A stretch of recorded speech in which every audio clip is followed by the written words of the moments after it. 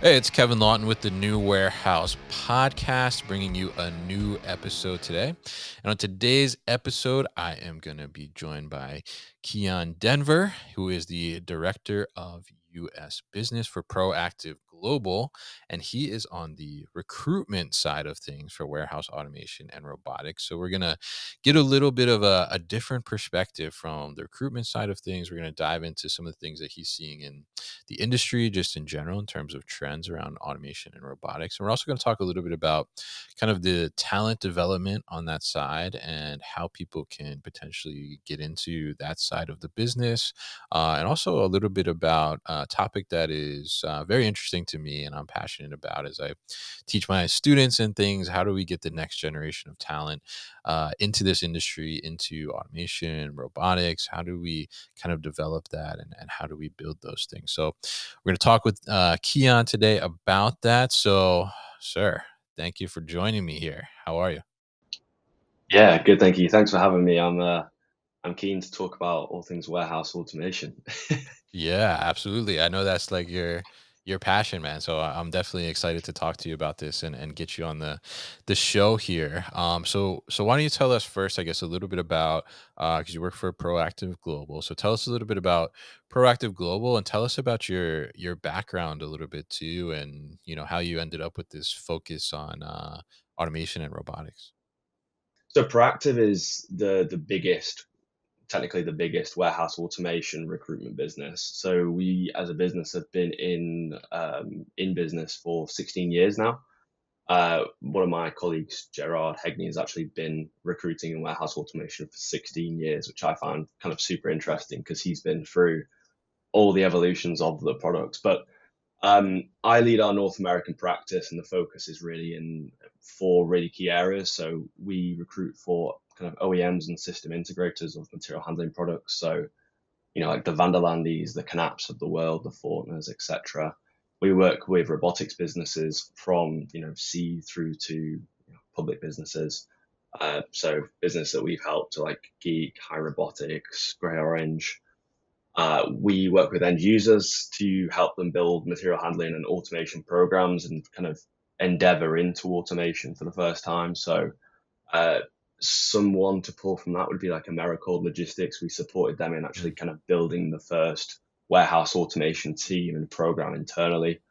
Okay. And then I think the last and slightly different area that we focused on recently is the venture side of warehouse automation and intralogistics broadly. So supporting VCs in identifying businesses that are looking for investment, and likewise helping young and growing automation providers and OEMs, providing them with connections through to VCs to actually get funding. And our involvement there is more so it's like, do you need fractional staffing or do you need introductions? Basically, working to help cultivate an ecosystem of growth within the industry. Um, but yeah, we focus on anything within, call it the full project life cycle. So from pre-sales right through to execution, implementation, testing, Mm. and customer service. We do everything within warehouse automation specifically. Um, I think that the story of how I got into warehouse automation recruiting is an interesting one. I've been doing it for kind of 4 or 5 years, and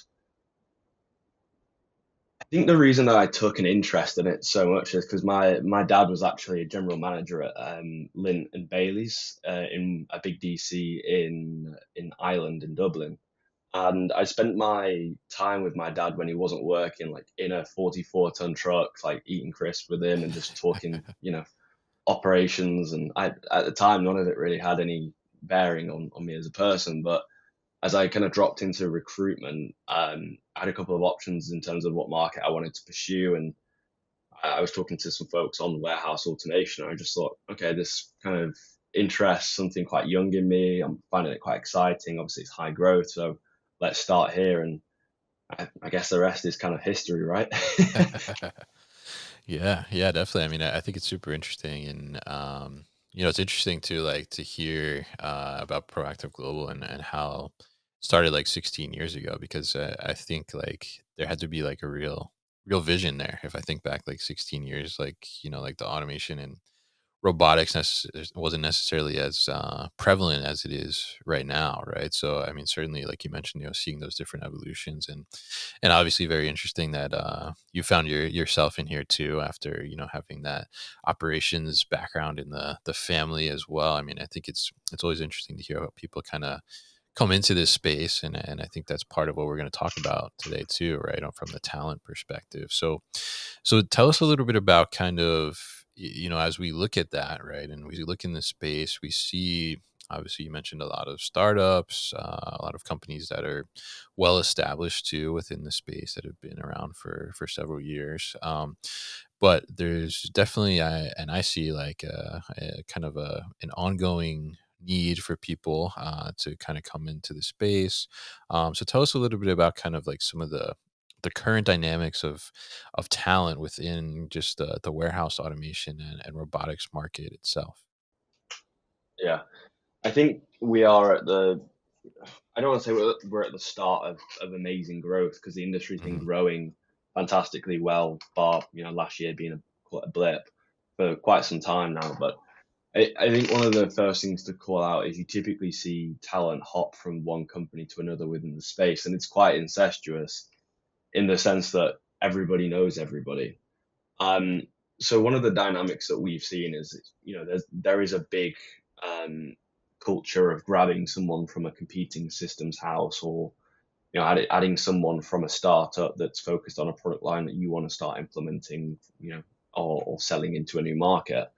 Um, I think pre last year, so pre 2023, I saw massive inflation of salaries, and I saw a lot of people kind of making moves and making the switch. There was, I think we called it the Great Resignation, in that people were moving jobs more frequently for pretty substantial pay increases. Um, what I've seen is a cooling effect. Amazon obviously laid off a bunch of people and pulled a bunch of money or projects from the industry. The demand therefore has slightly gone down, especially on the greenfield side, and that's led to some layoffs. Like, some of the big systems houses have laid people off. The demand before Amazon pulled all the work from the industry was fantastic, and it led to some really inflated salaries. People were getting kind of 50-60% increase Yeah. on their current salary to join a business that was supporting like an Amazon or a UPS, for example. Um, Now that that demand has kind of cooled a little bit, or at least we're in a transition year. So you've got the elections, you've got high interest rates. There's not as much greenfield automation and therefore like big projects about. So you've seen a lot of layoffs, and a lot of people coming into the market are on really inflated salaries. And for me, I've seen a cooling of salaries, and offered salaries from businesses that we're recruiting with, because they're not winning greenfield projects. They're doing kind Mm. of more brownfield stuff, more retrofits, which are, I guess, you need to win more of them to to do more revenue as a business. So as a result, the knock-on effect is they're not paying as much, or systems integrators and OEMs are not paying as much for talent this year. And there's a bit of a mismatch between, a salary that might be worth $200,000 2 years ago is maybe now worth $175,000 a year for a systems integrator. So there's a bit of an expectations mismatch, and I think that means that there's a lot of great talent that's out of work because their expectations are too high. So I think that's the first thing I would really call out is salaries are still great, but they have cooled slightly from Mm. the highs of Amazon and COVID.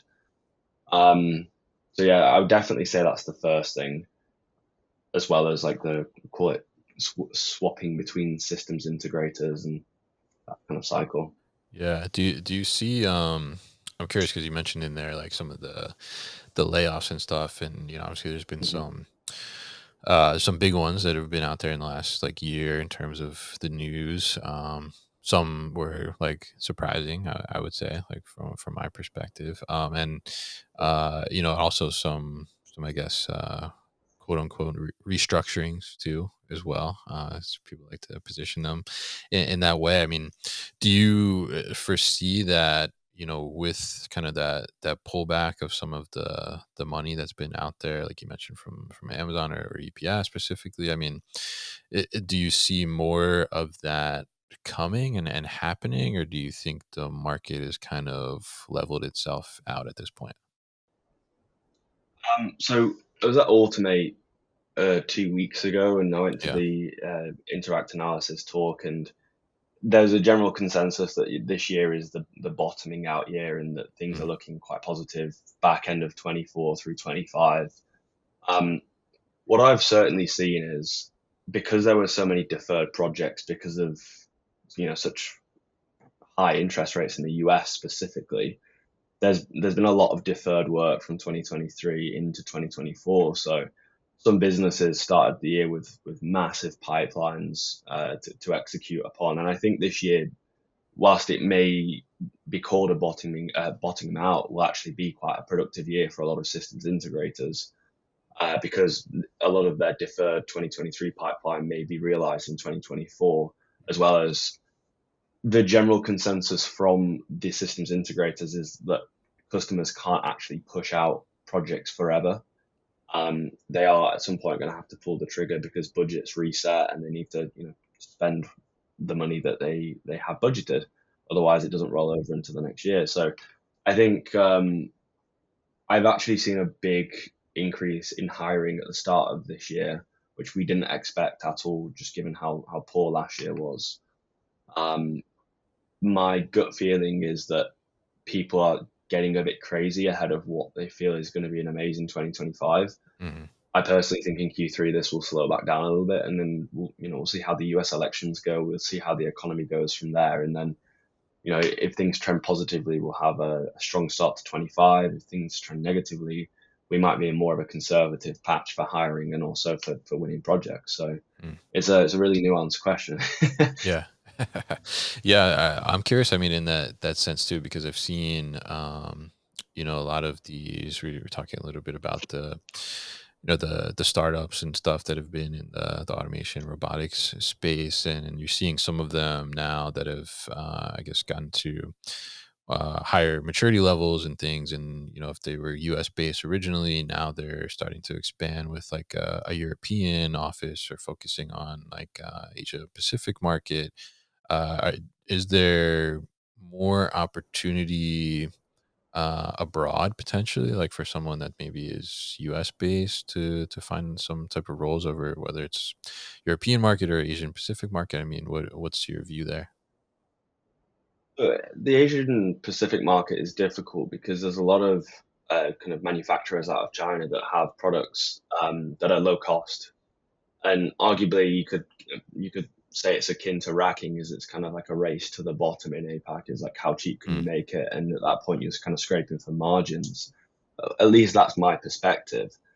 Having watched Sean Pinnell's talk at the Robotics Summit in Boston, mhm. it seems like Locus are really bullish on Asia Pacific.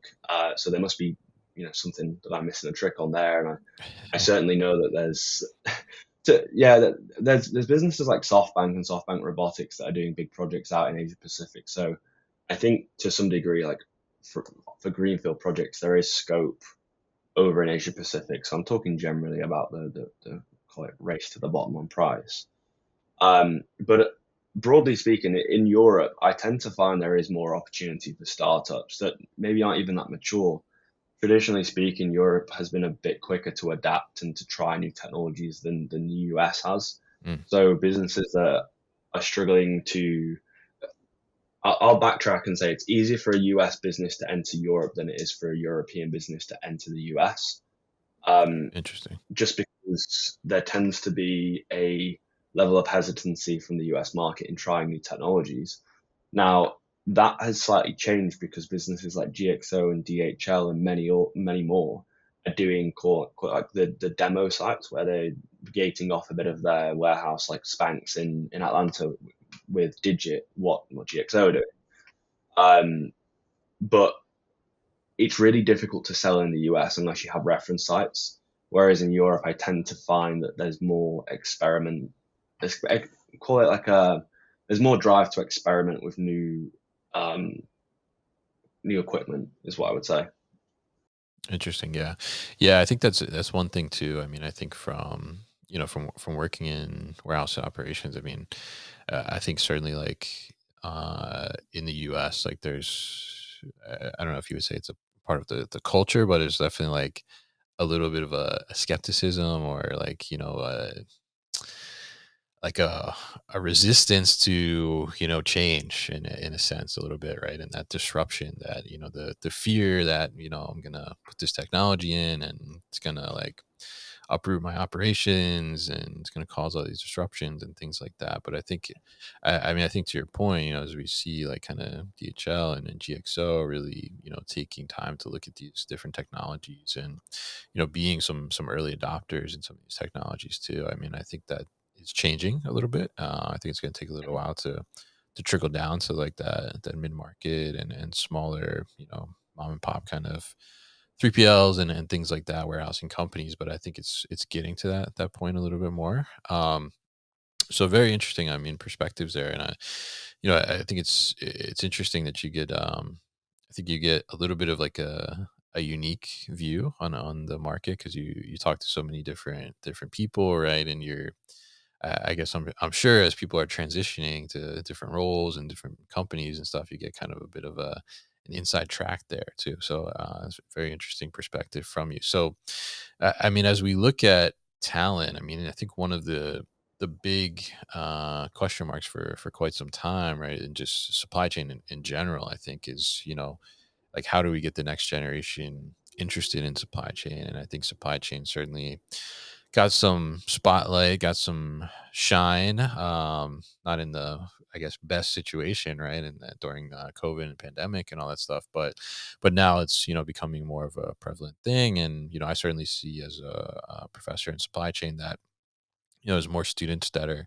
interested in supply chain. But I'll say that the warehousing side of things is probably in many ways the least attractive to the students who are coming in. So, and I think automation and robotics helps to maybe make it cooler and more attractive in a sense. But I mean, from your view, I mean, how do we as an industry start to kind of attract that next generation and make sure that we do have like this pipeline of people coming in for talent in the market, not only from the perspective of just operational knowledge, but also the perspective to be able to now start to support these newer technologies that are just going to become more prevalent. Yeah, I think it's I've got to give my hat off to the businesses like Kion and or SSI or Dematic, Mm, Vanderlande for things of these nature. Is it sounds super basic, but it's starting with bringing on some summer interns and giving them a feel for what your business does and how it's unlocking operational value for the businesses that it claims to serve. So I think it's number one is visibility and making sure that we're bringing people into the organization every year to give them a flavor of what warehouse automation is and what supply chain is, because mm, it's really easy to kind of sit back and just hire from within the industry and kind of just feed into that loop of people moving from system integrator to system integrator. So I think that's the first thing I would maybe encourage businesses to do. And I think to some extent, like over the next couple of years, we're going to see some private equity roll ups and some bigger businesses come to fruition. So it's about making sure that you have the right HR and talent organization to to create relationships with businesses like Georgia Tech, universities like Georgia Tech, and some of the leading supply chain and automation um, universities across the world to make sure that we're bringing the right caliber of talent into the industry. mm, And then I think it's again to call one out. Fortner does a really good job with the ladder program or LADR program. I'm not sure which they call it. But they bring in graduates into the business and they rotate them around the design, the sales, the I don't know, the estimating, the industrial engineering, the project management, so on and so forth. But they rotate graduates with valuable degrees through multiple departments to see where they enjoy and where they're the best fit. And for me, like I don't see enough organizations talking about that and creating and publicizing their great relationships with these leading universities. So I think that's like the first thing that we can do. Um, and I'd agree with your sentiment. I think automation is making supply chain more accessible and more interesting. I think to your slogan, like warehouses can be sexy. Yep, there we go. Right in the um, back. yeah, it's right in the back. But warehouses can be cool. They can be fun. I think it's businesses like GXO are doing a fantastic job with making their brand like kind of exclusive, technology forward, and that's going Mm. to bring more interest to warehouse automation, broadly speaking.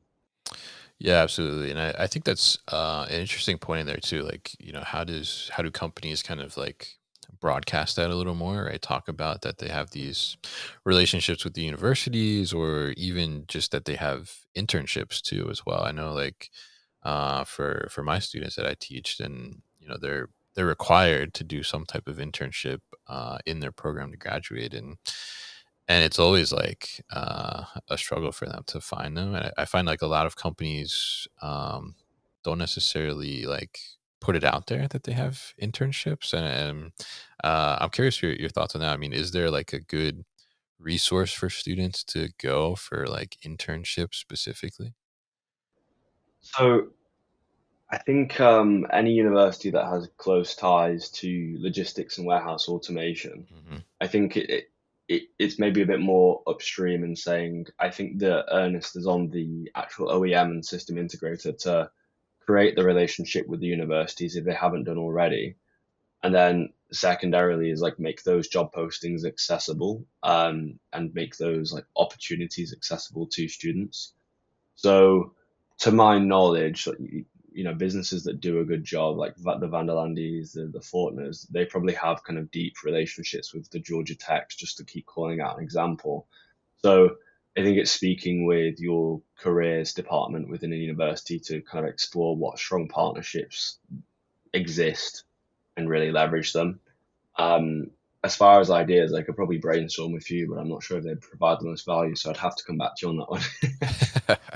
All right, well, maybe we can do like a separate little session for students or something in the future for talent Yeah, development. But yeah, I mean, I think it's very interesting to see that, and I think, like you said, when companies are bringing the coolness or the sexiness around what they're doing, and those things, and highlighting that, I think that certainly helps like to get that talent interested. And I'm curious from your perspective too. I mean, because I think there's like another source of potential talent for the automation robotics market, which would be people that are already like end users, right? I mean, sometimes we see, and I've certainly seen this a lot, where just in conversations, somebody had an idea for some technology, and they wanted to figure out like where's a place where this technology would work or solve a problem, and it ends up being in the logistics space. And that doesn't necessarily mean they have a logistics or operations background, right? But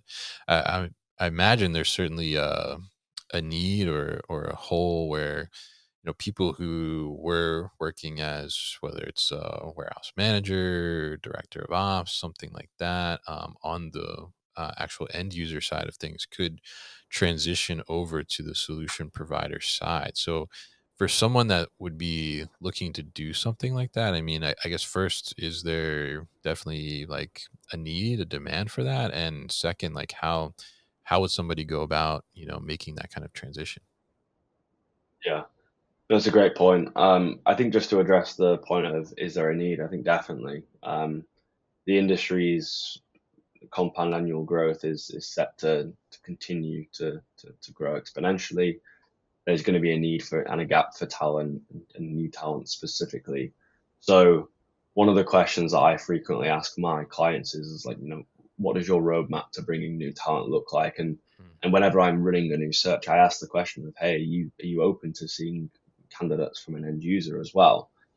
Um, where I would focus if I was currently at an end user would be is number one, is my company looking to implement automation into the facility that I work in, or if you're at corporate or design, whatever it might be, does automation and will automation come under my purview in a small way? So whether that's a locus box, and a locus is a well coveted core entry solution for Yeah. warehouse operations. Like, how can I be involved and have my hands on automation? And if you're an end user and your company isn't doing that, I think there's red flags in the fact that they're not doing that. But I would also maybe focus just as a point to put a route into automation. I would focus on getting to another end user that is focusing on automation, because that's the kind of business where you'll learn and grow and understand automation, its capabilities, and how you can be a meaningful part of a systems integrator or an OEM. If you are an an end user that has and does implement automation, it's about understanding where your personal skill set lies. Like if you're a solutions engineer that does facility designs and solution design, you could quite comfortably transition to be a sales engineer or a solutions applications engineer for an OEM. I see that happen all the time. I've personally taken people from 3PLs and put them into an OEM. The only point I would make is try not to go to a systems integrator that has actually worked with the end user that you're at, because that can end up in points of contention. Mm. I also like to look at products that have a similar industrial life cycle to warehouse automation products, because you typically find competencies akin to ones within our industry at businesses that have quite an industrial product with a similar life cycle to automation. The skill sets that you find there are typically project managers, so looking at capital projects, and um, that's where you can find some really strong talent, in my opinion. But yeah, broadly speaking, my advice would be try and connect with somebody, not to self plug or to plug myself in, but try and Yeah. connect with somebody that can give you a good understanding of what your skill sets are and how they translate into the systems integrator or OEM market. Because I think that is the hardest part in saying, like, okay, this is what I'm doing today at an end user. How does that translate into a systems integrator? Because it's not necessarily linear. Like if you're a director of ops, you may end up being like a really compassionate customer success or customer service director. If you're a project manager, you may work better in a program type position for a systems integrator. I think it's trying to work with a recruiter. There's a lot of good recruiters in this industry that can guide you to the right spot within the industry. So that's my official advice. Call it Official. We got it. Yeah. Yeah. official. And I know one good recruiter actually I could think of right here. So yeah, I mean, I think that's really good advice, because I think there is the opportunity to do that, right? I mean, I think there's value in having for the automation and robotics companies, like having that end user experience on the team too. And I think, but like you said, it's not necessarily like a linear transition, right? Like it's how does that fit, and obviously working with a recruiter like yourself, I mean, can certainly help you see like what's the way to go about that. So very interesting to talk about the whole talent landscape within the automation and robotics market, and get some more insights on that. But I mean, you're talking to multiple different companies all the time, people from different companies. So I'm curious, what are some of the kind of current trends around automation and robotics that you're seeing in the market, just in general? I mean, what's really kind of top of mind? What's exciting? What are people interested in? What's maybe not so interested in? What is kind of standing out to you? I'm going to talk to general industry first, and then I'll talk to recruiting just to make sure that I'm talking to my specialism.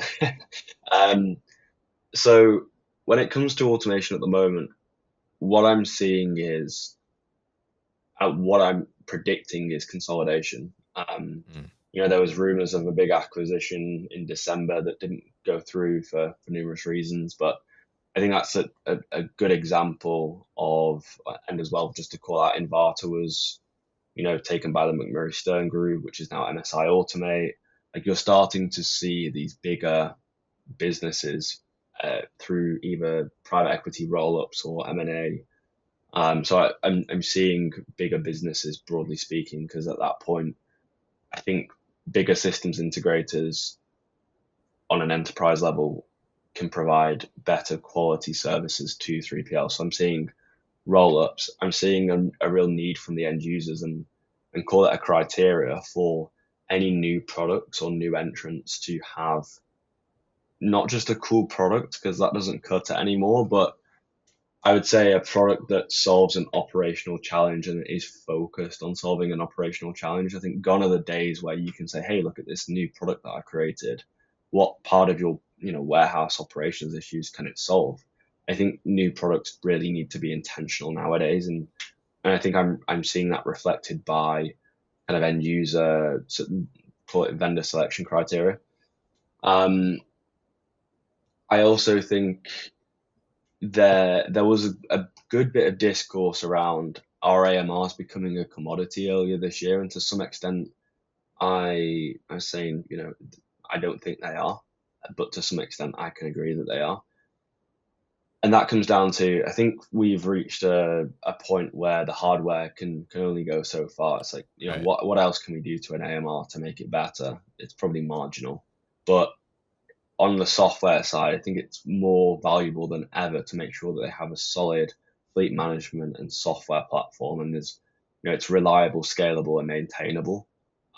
So I disagree with the fact that AMRs are becoming a commodity. I think AMRs and that market will go through some consolidation. I think the best vendors will stay, and the ones that aren't focused on solving operational issues and don't have a scalable